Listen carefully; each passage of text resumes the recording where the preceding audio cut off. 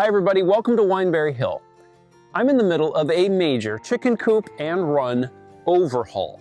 And this would be hard enough by itself, but I'm trying to do it in the middle of the winter. In this video, I'm going to talk about the progress that I've made so far on this project, but I'm also going to talk about mistakes that I have made in keeping chickens over the years. And as much as I wish every winter's day was like this, the fact of the matter is they're more like this. Let's get started.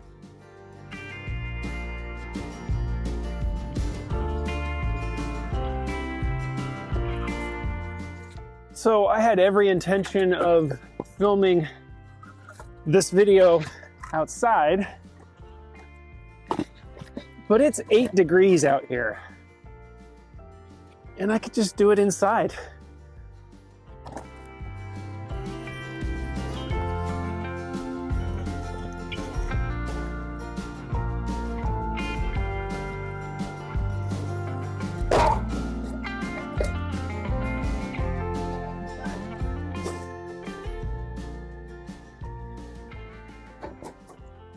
So I've been making progress. It's been a little bit slow going, but things have been getting done. I got all of the concrete poured where the entire chicken run will be. I set it up so that there would be good drainage towards the one end. You know, the property kind of tilts down that way, and so there's likely going to be water wanting to collect. Since the ground is frozen, this means I need to set fires in areas that I want to dig a hole, or I need to set this burn barrel near areas that I want to heat up the concrete form so that I can pour the concrete.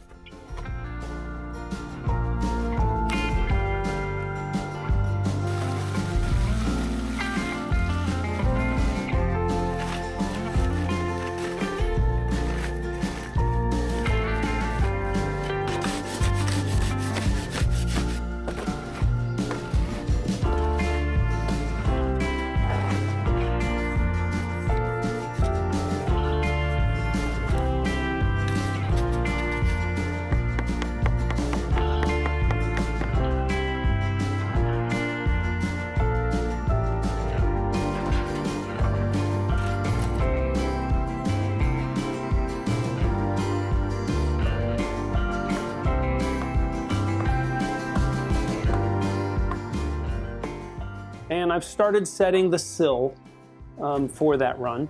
I set up an in-run compost bin.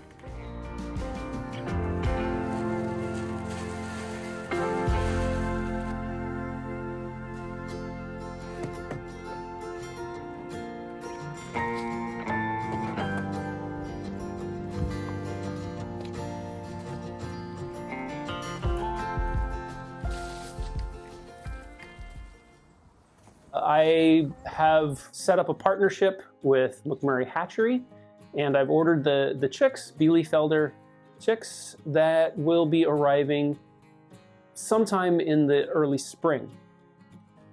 Kind of all along, I had fully intended to repurpose the existing coop. So once I started exploring the coop itself, trying to figure out how I would extend it, I discovered that I had made some pretty considerable mistakes when I built it. The design is awesome. My execution of that design was lacking. There were gaps in a couple key places that allowed mice to set up shop. And I don't know if those mice were there when the chickens were in the coop, because I haven't had chickens in the coop for, I don't know, maybe 5-6 months. So I don't know if that was once the chickens moved out, but regardless, I shouldn't have gaps like that would allow mice to come in and set up shop. And there were quite a few mice, probably 20 or 30 mice. Additionally, in the walls, inside the walls, not visible inside the coop, of mites. Mites had kind of found the same path that the mice had found, and they had a pretty decent little population going on. So those are both mistakes, or it's a single mistake really, leaving gaps in the wrong places so that they could set up shop in the walls. I would never have been able to clean the mites out 100% because of the fact that there were gaps where they could get in behind the walls. So I figured this would be a good opportunity to talk about mistakes that I have made over the years while keeping chickens. I went through a phase where I thought I could automate much of the care, or at least the feeding and the water. And so I had like a timer and it would feed them. Another idea kind of similar to that was giving them lots of food that they could get out of a dispenser. And both of those situations tended to cause me more problems in the long run.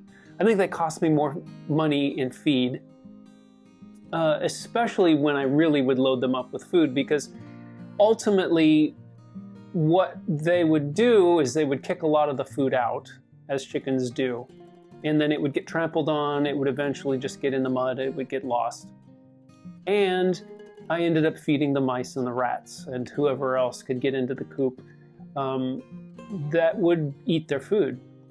And so the big takeaway from that mistake, in my opinion, is that animal husbandry is work, and it requires attention, and it requires showing up each day to take care of the animal in question. Another mistake that I have made is underestimating how time will be involved.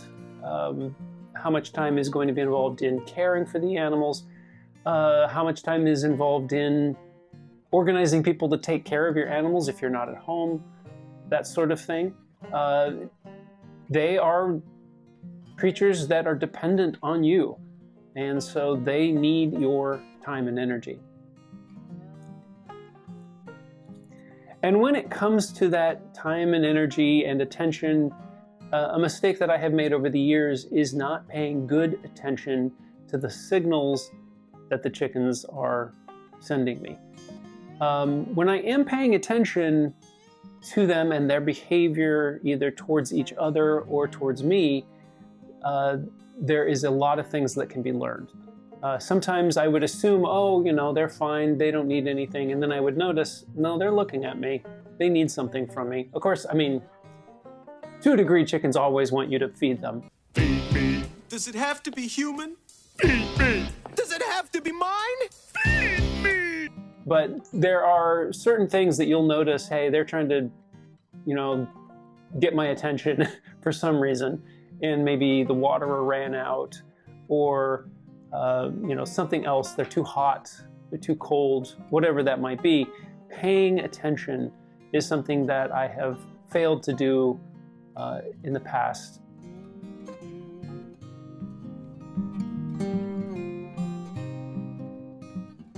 Another thing that I have done, and I think we all do, depending on how much energy you have, is I have hoped that problems would go away.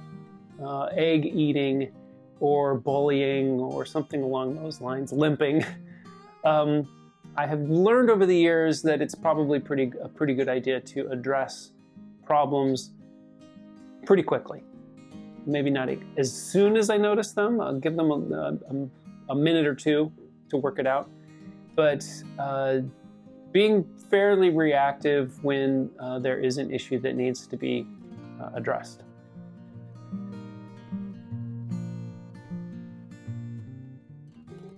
Another mistake that I have made over the years is allowing mud to develop in the run or underneath the tractor. This causes a lot of problems for their health, for your property, smell, all sorts of things. And so being quick to react, being quick to make sure that there is a measure to reduce the buildup of water that would cause the mud, or if you can move the chickens with a tractor or anything like that, anything that you can do to reduce mud is a pretty big step. And I have made that mistake all too often, where I'd be like, it's muddy, no big deal. Wood chips are free. You just need to ask around. You can get a lifetime supply of wood chips. And so that's often what I do to solve that problem. Another mistake that I have made, in fact, one of the first mistakes that I ever made when keeping chickens was I used chicken wire. Chicken wire should not be used to protect chickens. It's too easily torn apart, shredded, reached through by predators.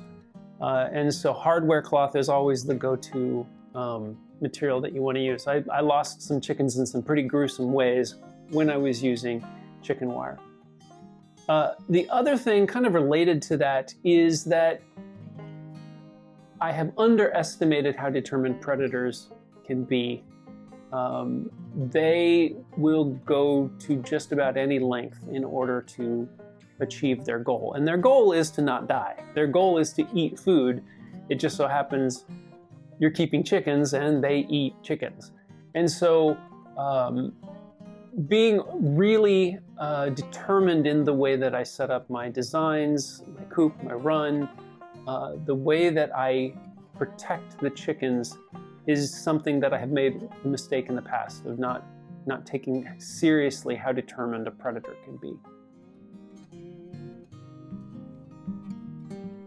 There you have it. Those are some of the mistakes that I have made over the years when keeping chickens. And I don't let that get me down. In fact, I benefit from the mistakes that I make because hopefully it helps me to learn what not to do in the future. And so I try to make new mistakes each year. And I kind of take that mentality with me on all projects that I'm doing here on the property. Mistakes are okay. Mistakes help us learn what not to do in the future. How about you? Do you have mistakes that you have made when keeping your chickens that you would be willing to share with the rest of us? I'd love to hear about it. And I've mentioned it many times, but thank you for the comments. Comments make this channel possible, as well as all of the other YouTube stuff. Thank you. And if you like this video, well, you might like these.